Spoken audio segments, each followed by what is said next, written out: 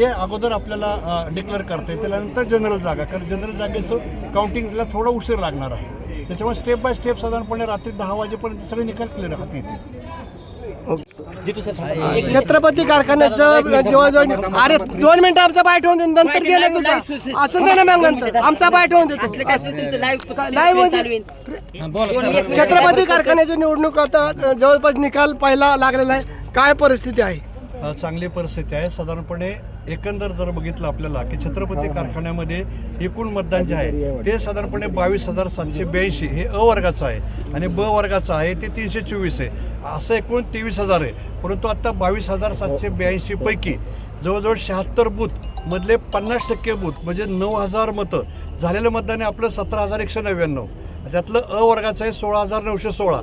यातील 50% मतदान हे साधारणपणे 37 टॅबलांवर मोजायला घेतले. ती मते आहेत 9,000. 38 टॅबलावर 9,000 मते मोजून झालेले आहेत. यामध्ये गट नंबर 1, गट नंबर 2 म्हणजे गट नंबर 1 लासूरनेचा आहे, गट नंबर 2 संसरचा आहे आणि गट नंबर 3 उद्दटचा आहे. यांचा समावेश आहे. यामध्ये श्री जगदंबा पॅनलचे सगळे उमेदवार आघाडीवर आहेत. जय भवानी माता पॅनलचे उमेदवार सगळे आघाडीवर आहेत. साधारणपणे आमच्या पॅनलला झालेल्या मतदानाच्या 70% मतं मिळत आहेत आणि विरोधी 30% मतं मिळत आहेत. लासूरने गटातून पृथ्वीराज जाचक यांना साधारणपणे 6,000च्या आसपास मतं मिळत आहेत आणि 3,000 विरोधात जात आहेत. तर शरद जामदार यांना पण तेवढीच मतं म्हणजे पॅनल टू पॅनल वोटिंग होते. या प्रकारे कुठली अडचण नाही. साधारणपणे याचे जे राऊंड आहेत ते रात्री उशिरापर्यंत चालतील.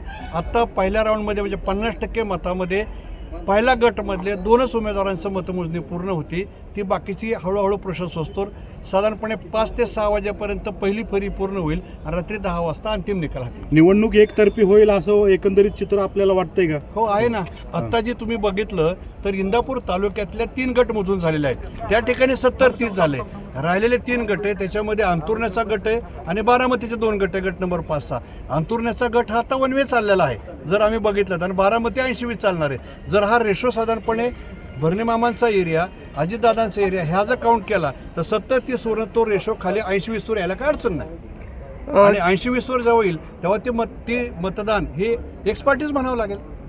सभासदांचे आपण कशा पद्धतीने आभार नाही, मी आभार मानेन. पण पूर्ण सगळे मतमोजणी झाल्यानंतर पण निश्चितपणे सभासदांनी पॅनल टू पॅनल वोटिंग केलेलं आहे.